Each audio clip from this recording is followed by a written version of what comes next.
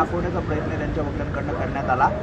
पुढे सुद्धा ही सुनावणी सुरू राहणार आहे, उलट तपासणी होणार आहे. एकंदरीत कसं बघता या सगळ्या सुनावणी? मुळात व्हीप चुकीचा आहे हे म्हणण्याचा अधिकार वकिलांना कधी आणि कोणी कुठच्या पक्षाने, जो पक्ष ज्या पक्षाचे प्रतोद व्हीप काढतात, हा व्हीप मुळात पक्षाचा पक्षादेश असतो आणि पक्षादेश हा त्या पक्षाच्या सदस्यांसाठी असतो.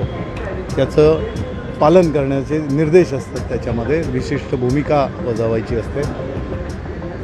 आणि हा ज्या वेळेला प्रतोद तो व्हीप जारी करतो त्यावेळेला तो लागू होतो त्या पक्षाच्या सदस्यांवर आणि तो चुकीचा आहे किंवा त्याच्यावर कुठचा अशा रीतीनं आक्षेप घेणं हे अधिकार कुठून कशा रीतीनं कुठच्या कायद्याअंतर्गत वकिलांना मिळाले हे त्यांनाच माहीत.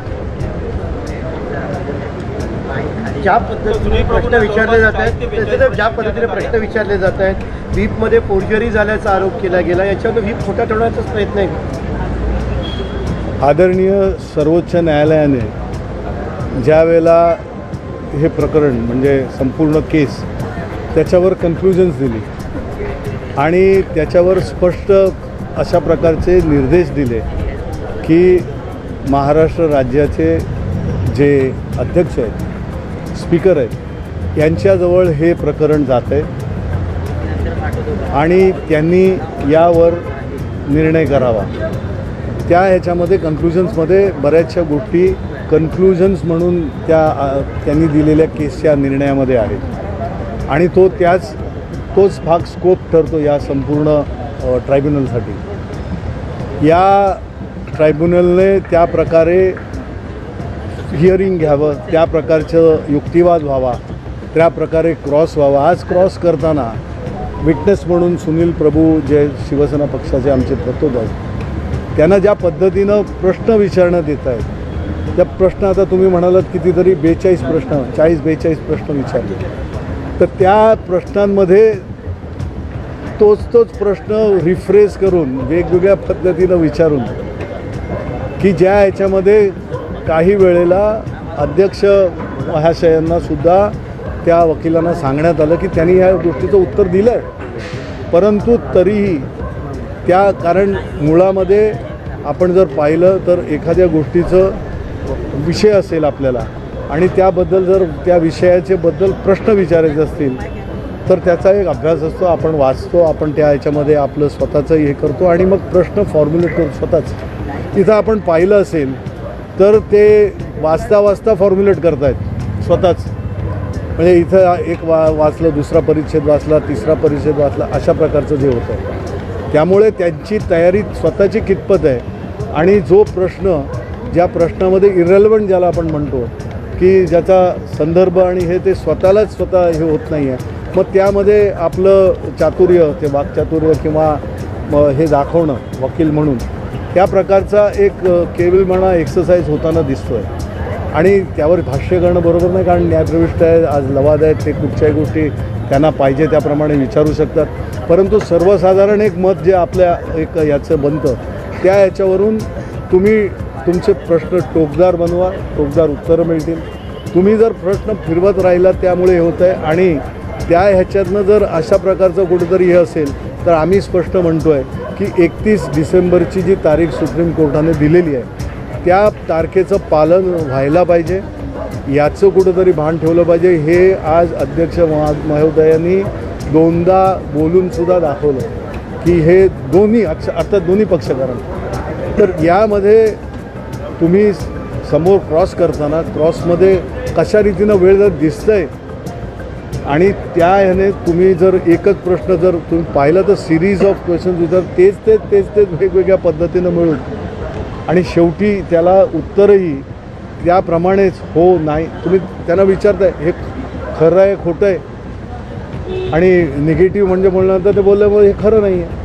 अशा प्रकारचं जे हे चाललेलं आहे याच्यामध्ये कुठंतरी त्यांनी याचा बोध घेतला पाहिजे असं मला वाटतं की आणि त्या प्रकारचं जर झालं, कारण आम्हाला याची उत्सुकता आहे, आम्हालाच नव्हे पक्ष म्हणून नव्हे पण या महाराष्ट्राला, या देशाला या बाबतीमधली उत्सुकता आहे. कारण नाही म्हटलं तरी या संपूर्ण निकालावर आपल्या लोकशाहीचं भवितव्य अवलंबून आहे आणि त्यामुळे याचं हे लवकरात लवकर व्हावं. एक सक्षम लोकशाही या देशाला आहे आणि ते आपण राबवतो आहोत असं प्रत्येक सामान्य माणसाला वाटलं पाहिजे.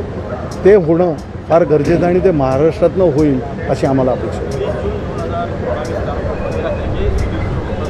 पत्र काढलेलं आहे, व्हीप बजावलेला आहे, तो व्हीप आता कधीचा मुद्दा ठरतो का? कारण ते व्हीप जो आहे ते अपात्र ठरवण्याचा समोरून प्रयत्न केला जातो.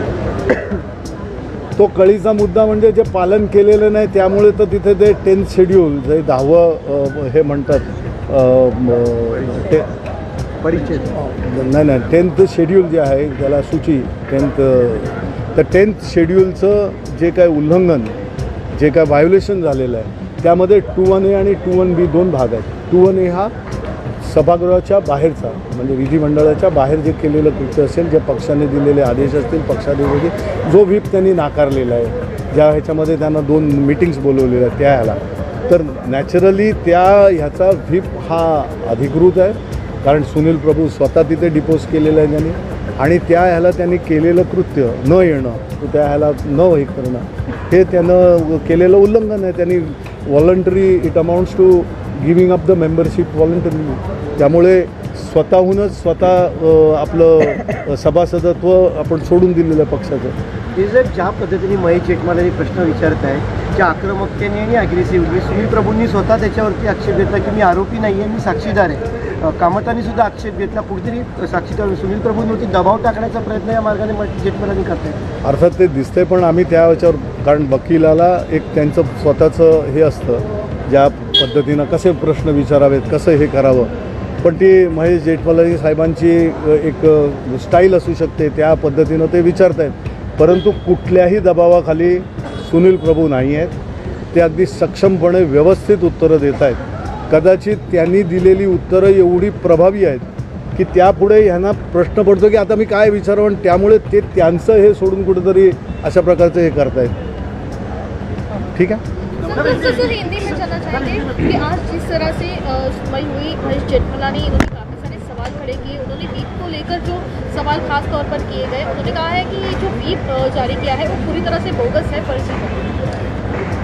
व्हीप जो रहता है, पहले तो ये जानना चाहिए, इसकी जानकारी लेनी बहुत ज़रूरी है. मैं समझता हूँ उनको ये जानकारी होगी बहुत ही अच्छी तरह से. लेकिन जो व्हिप रहता है वो व्हिप पार्टी के सदस्यों के लिए पार्टी के व्हिप निकालते हैं. प्रतोद जिनको कहा जाता है वो अपनी पार्टी के सदस्यों को पार्टी के चीफ के कहने पर, क्योंकि व्हिप ये करना लेजिस्लेटिव पार्टी के इनको प्रतोद देते हैं, व्हिप देते हैं और ये मर्यादित रहता है पार्टी सदस्यों के लिए. तो वो वैलिड है नहीं वैलिड है, वो कहाँ से उनको इसकी खोज करने वो जा रहे हैं, वो पूरा गलत मामला है. और आज जो बहस हुई उसमें उन्होंने जो भी प्रश्न किए उनका सही उत्तर हमारे सुनील प्रभु जी ने दिया. उनके प्रश्न ही ऐसे थे कि जिन पर उनको खुद को 10 बार आगे पीछे करना पड़ा और उसमें जो उनके प्रश्नों को जो उत्तर देना था वो बहुत ही अच्छी तरह से सक्षमता से सुनील प्रभु जी ने दिया. अब आपके संवाददाताओं ने भी पूछा कि उसमें महेश जेठमलानी चिल्ला के पूछ रहे, तो वो उनका स्टाइल होगा, लेकिन उनके चिल्लाने से कोई दबाव या कोई प्रभावित ये सुनील प्रभु जी नहीं हुए. जो उत्तर था वो बहुत अच्छी रीत से सक्षमता से उत्तर दिए. और यही देखना है कि 31 दिसंबर की जो तारीख सुप्रीम कोर्ट ने दी है उसके अंदर ये इसका निर्णय लाना है. और यहाँ पे उस तरह की बात अध्यक्ष महोदय ने भी दोनों पक्षकारों को 2 बार कही है और हम तो हमारे तरफ से पूरे तैयार हैं और हम ये चाहते हैं कि इसका निर्णय हो. और ये क्रॉस जिस तरह से जो इररिलेवेंट क्वेश्चंस पूछे जा रहे हैं या जिन प्रश्नों का उत्तर आपको मिलने के बावजूद भी आप प्रश्न उसको लगातार पूछने की कोशिश करें, रिफ्रेश करने की कोशिश करें, वो ना करें. वक्त ज़ाया इस तरह से ना करें और टू द पॉइंट और बहुत कंसाइज क्वेश्चन भी आपका फॉर्मुलेट सही ढंग से हो, क्वेश्चन भी हो और क्वेश्चन को आंसर भी उसी तरह से मिल जाएगा.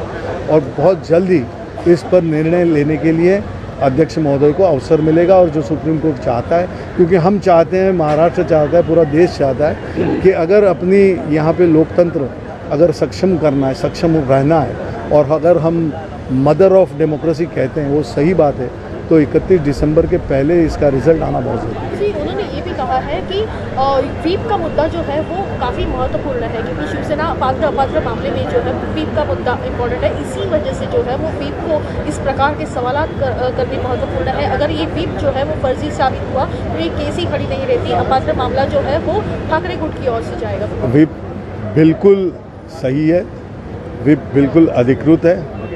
व्हिप में कोई चीज़ जो खामी ये अपने हिसाब से अगर बताने की कोशिश भी कर रहे हैं तो वो उनका प्रयत्न असफल रहेगा, बिल्कुल असफल है ही। और जहाँ पे व्हिप की बात है, जो सुप्रीम कोर्ट ने दिया हुआ स्कोप है पूरे इस मामले में, वहाँ पर व्हिप सही है।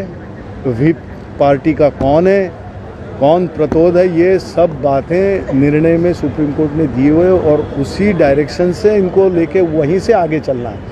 उसके पीछे जाके देखने का कोई अवसर या इस तरह का कोई स्कोप नहीं।